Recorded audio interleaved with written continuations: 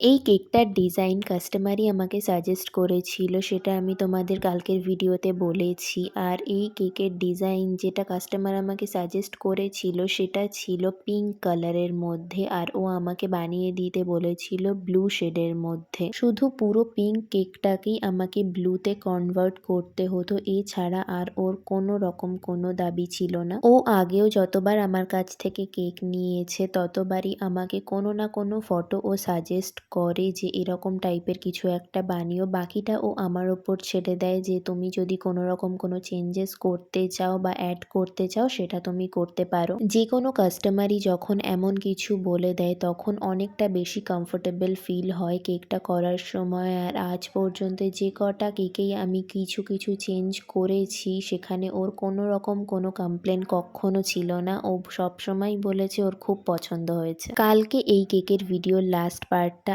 আসবে, তার জন্য আমার চ্যানেলটা সাবস্ক্রাইব করে নিও। Thank you.